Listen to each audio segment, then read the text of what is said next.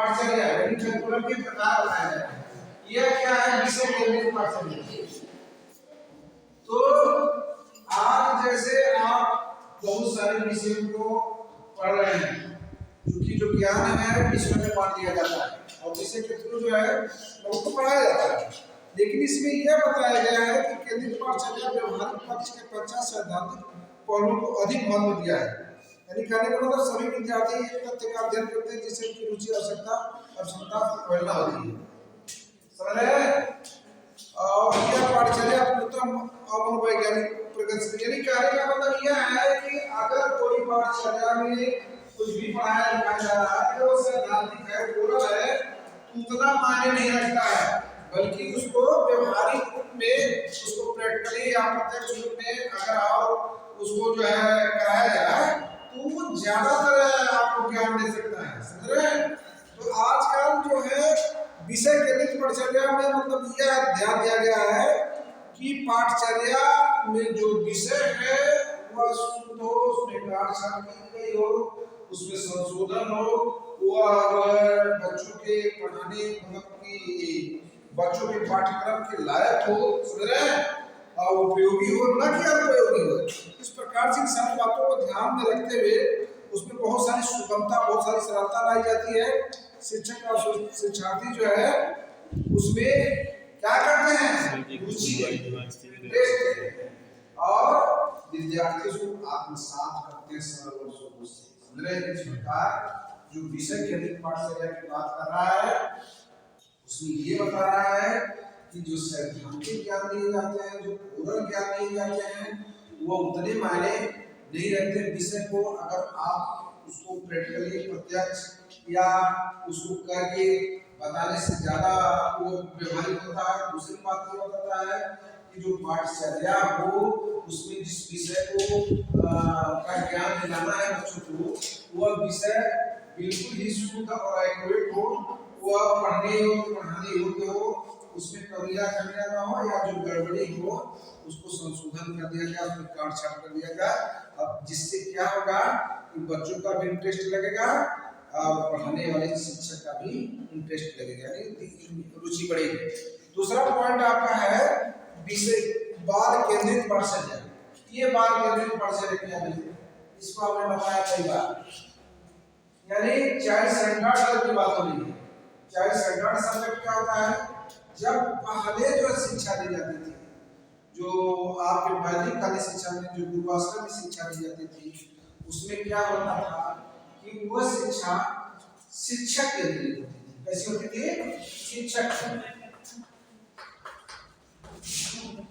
शिक्षक केंद्रित।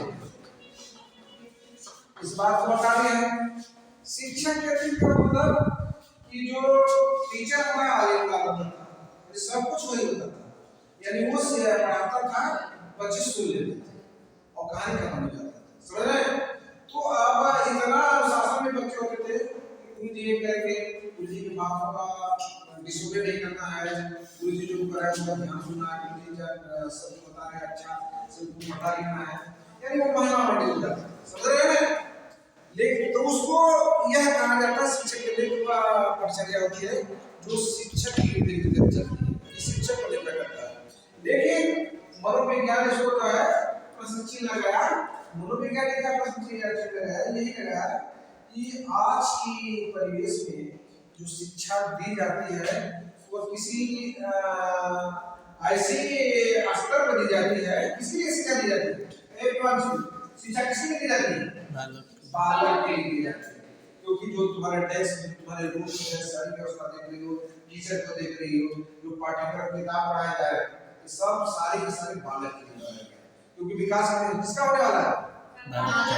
तब बात है शिक्षक का होने वाला है। शिक्षक बालक का विकास होने वाला है। इसका होने वाला है वो शिक्षक का विकास तो हो गया, इसलिए बालक को भावी जीवन में कुछ करना है, इसके बालक के विकास के लिए बालक को इर्द गिर्द की शिक्षा दी जाए। बालक की शिक्षा देना मतलब बालक की रुचि के अनुसार शिक्षा दी जाए, जिससे उसका इंटरेस्ट देखता है, उसकी रुझान, उसकी योग्यता, उसकी क्षमता, उसकी मापदंड के आधार पर दिया जाए, अर्थात बालक के अकॉर्डिंग यानी चाइल्ड अकॉर्डिंग एजुकेशन किया जाए। क्योंकि नहीं तो अगर आप जो है बालक का ध्यान नहीं दिए, बालक की आकांक्षाओं का ध्यान दीजिए, बालक की आवश्यकताओं का ध्यान दीजिए, बालक का रुचि लग रही है कि नहीं लग रही है, इस प्रकार बालक को यानी कहने का मतलब ऐसा मान लीजिए कि अगर आप इस वातावरण में शिक्षा दे रहे हैं तो बालक इसके अंदर जो ये है सेंट्रल बिंदु बालक इसके केंद्र में होना चाहिए, और शिक्षा जो है स्माइलिंग करते हुए बालक की चारों सर्किल में, अर्थात शिक्षा अब कह सकते हैं जो है बालक शिक्षा के लिए नहीं होता है, बालक शिक्षा के लिए नहीं होता, अलबत्ता शिक्षा बालक के लिए होती है, अलबत्ता मतलब अथवा जैसे बाल का यहाँ थोड़ा सा आपको कंटेक्ट में विरोधाभास मिलेगा, बालक शिक्षा के लिए नहीं होता है, अलबत्ता शिक्षा बालक के लिए होती है, बालक अलबत्ता अथवा ऐसे सपोर्ट होते हैं, तो बालक के लिए शिक्षा बनाई गई है। शिक्षा जो है बालक का क्या करती है, शिक्षा बालक का सर्वांगीण विकास करती है, एंड ऑल अराउंड डेवलपमेंट क्या करती है, एंड ऑल अराउंड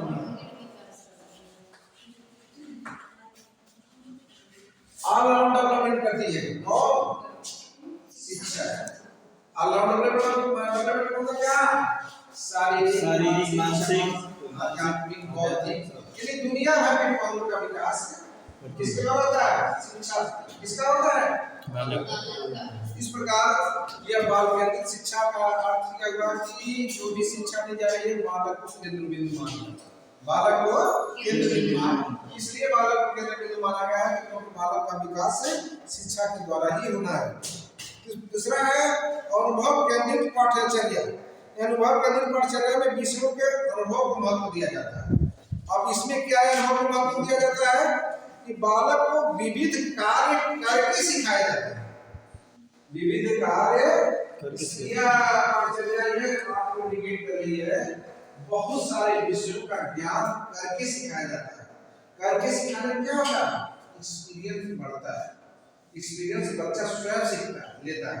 तो मेरी बात समझ रहे हैं, जब आप कोई कार्य करोगे ना, कोई विषय वस्तु कोई कार्य करोगे, कोई प्रोजेक्ट करोगे, जब कार्य करोगे तो उसमें आपका दिल दिमाग दोनों लगेगा, अर्थात वह कार्य जो है आपको अनुभव देगा, क्या देगा, अनुभव देगा, अर्थात यह अनुभव से बालक के व्यक्तित्व में एक रूपता लाने में एकता होगी, साथ साथ इस कार्य को संपादित करने के लिए पाठचर्या उस ढंग की बनाई जाती है। अनुभव केंद्रित पाठचर्या मनोवैज्ञानिक सिद्धांतों को सर्वांगीण विकास को देने वाली है। इसका संचालन अत्यंत खर्चीला और मूल्यांकन प्रक्रिया में समस्या उत्पन्न होती है। यानी क्या बताया, सुनिए, अनुभव केंद्रित में बालक स्वयं जो है अनुभव देता है, बालक क्या करता है, स्वयं जो भी किसी वस्तु पर कार्य करता है उससे उसको अनुभव प्राप्त होता है। अनुभव से क्या होता है, अनुभव से ज्ञान में वृद्धि होती है।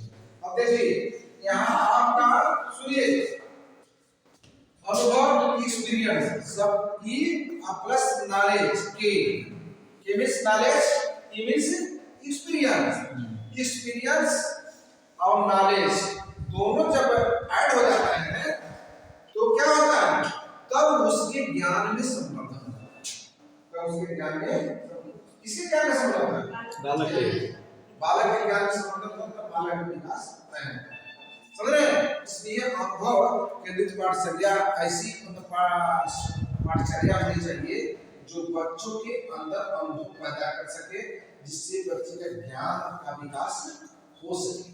इस प्रकार से इस बातों को ध्यान रखा गया है। फिर क्रिया केंद्रित पर दिया गया है।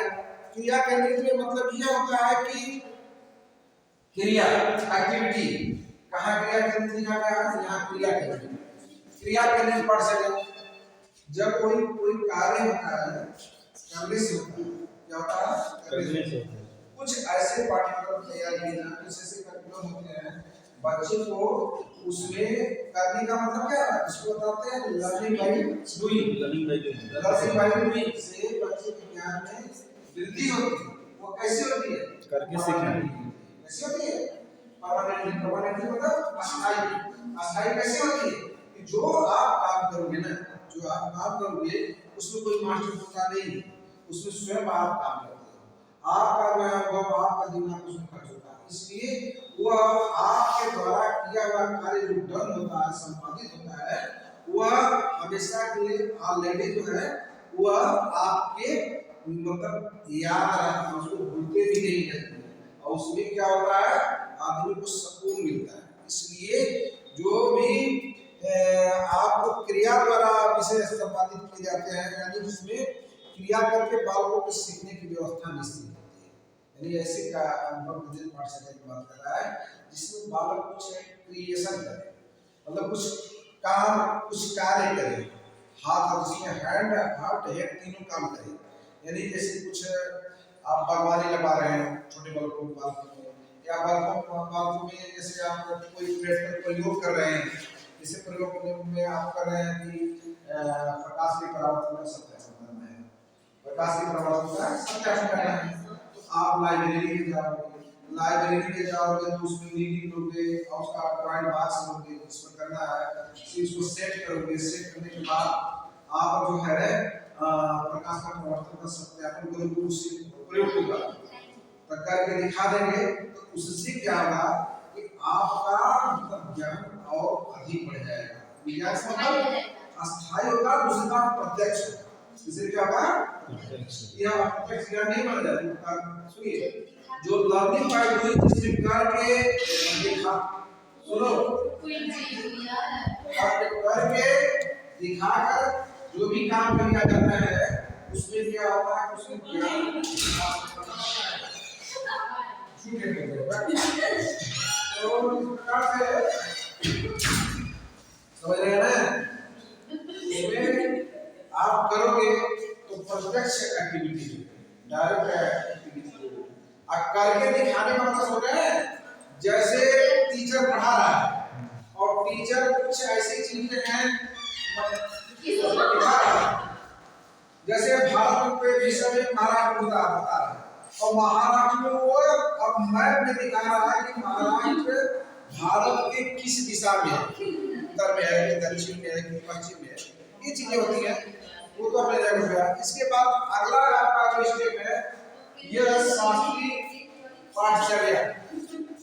शास्त्रीय पाठचर्या जो होती क्या होती है, इसमें शास्त्रीय पाठचर्या में यह जो है आपको परंपरागत पाठचर्या कहा जाता है। परंपरागत पाठचर्या का मतलब जो लगातार पुराने समय से चली आ रही है, जो पुराने समय से चली आ रही है। इसके बाद पाठचर्या इसमें अध्यात्म और नैतिकता विषयों को शामिल किया जाता है। क्या नहीं, अध्यात्म सुनिए, अध्यात्म और नैतिकता। अध्यात्म क्या होता है भाई? अध्यात्म और प्लस नैतिकता, नैतिकता ये चीजें आप समझ रहे हैं? क्या अध्यात्म होता है? अध्यात्म जाने हो?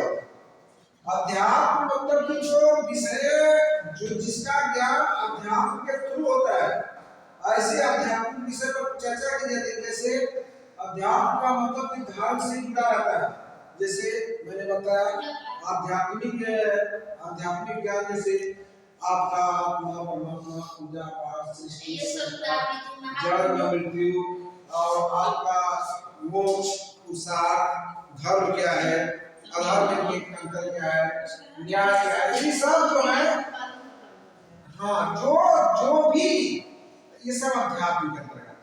इसके अंतर्गत है तो शास्त्रीय केंद्रित जो पाठचर्या में प्लस नैतिकता, नैतिकता और अध्यात्म। नैतिकता कहते क्या रहेगा?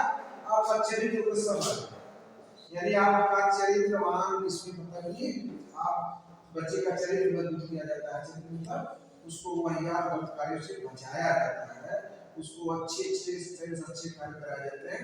इस प्रकार से जो पाठचर्या करिकुलम में ऐसा जो है कंटेंट रखना चाहिए कि जो बच्चे के शास्त्रीय पाठचर्या में मतलब अध्यात्म और नैतिकता का ज्ञान देने से बच्चा क्या होगा, बच्चा जो है गलत कार्यों से बचेगा और वो आत्मा परमात्मा या जो परंपरागत हमारे चली आ रही है सृष्टि संरचना से उसकी ज्ञान हो सकेगा और वो धार्मिक प्रवृत्ति कार्य नहीं कर सकता। इसलिए शास्त्रीय पाठशाला का भी जरूरी होना चाहिए। शिल्प केंद्रित पाठशाला का भी नहीं, शिल्प केंद्रित का मतलब शिल्प केंद्रित का मतलब जो आत्मा द्वारा जो जिससे मतलब निर्माण से, जैसे मूर्ति का निर्माण कर रहे हैं आप, समझ रहे हैं? जैसे ये भवन निर्माण है, बिल्डिंग का निर्माण है, या जैसे आपका मस्जिद का निर्माण हो रहा है, मंदिर का निर्माण हो रहा है, ये सब शिल्प कला के अंतर्गत आते हैं, जिसको आप हाथों द्वारा बनाते हैं मूर्तियां। ये शिल्प केंद्रित का मतलब ये हो गया ना कि जिसमें जो जिससे आप कुछ करके बनाए। अब मूर्तियां जैसे मूर्तिकार है, मूर्ति बनाता है तो उसको मूर्ति बनाता, जैसे आपका भी सरस्वती पूजन हुआ है तो सरस्वती के पूजन के होने पहले आप देखेंगे वो गया होगा तो उसने कैसे कैसे मूर्ति बनाया, फिर मूर्ति बनने के बाद उनको सजाया, उसके बाद वो सेलिंग कर दिया तो उससे उसको बेनिफिट होता है ना। आपकी एक मूर्ति में जितना उसका लागत लगा कितना में बेचा वो जानता है। इस प्रकार से शिल्प केंद्रित पाठचर्या का मतलब बच्चे में कुछ हाथ द्वारा करके बनाने बिगाड़ने से जो भी प्रोडक्ट तैयार होता है उससे जो है बच्चे को ज्ञान होता है, करने की मतलब शैली जानकारी होती है और वो किसी भी जैसे स्ट्रक्चर टाइप है उसको बनाता है और उसको बनाने के बाद उससे बहुत ज्यादा बेनिफिट मिलती है। इसी बच्चे को शिल्प केंद्रित ज्ञान देने से या उसको शिल्प केंद्रित पाठचर्या में रखने से बच्चे के अंदर निर्माण की जो भावना आ जाएगी, क्या आ जाएगी कि बनाने की ज्ञान हो जाएगा। वो बहुत सारा कुछ ऐसी चीजें बनाएगा जिससे वो बहुत कुछ वो क्रिया उसकी सृजनात्मकता ज्ञान होता है। सृजनात्मकता मतलब जिसमें नए ज्ञान कुछ करने से पैदा होता है। अच्छा, इस प्रकार से सिर्फ केंद्रित पाठशाला का ध्यान जो है ये पाठशाला के अंतर्गत था, उसमें यदि उसके उसके टाइप्स है, क्या है टाइप्स, यानी करिकुलम और टाइप्स में अदरवाइज चीजें क्या है सिर्फ केंद्रित पाठशाला। अब लास्ट आपका है कोर पाठशाला। क्या है कोर पाठशाला? कोर पाठशाला क्या होती है भाई? कोर पाठशाला के अंतर्गत कुछ विषयों को अनिवार्य रूप से पढ़ने तथा कुछ विषयों को चुनाव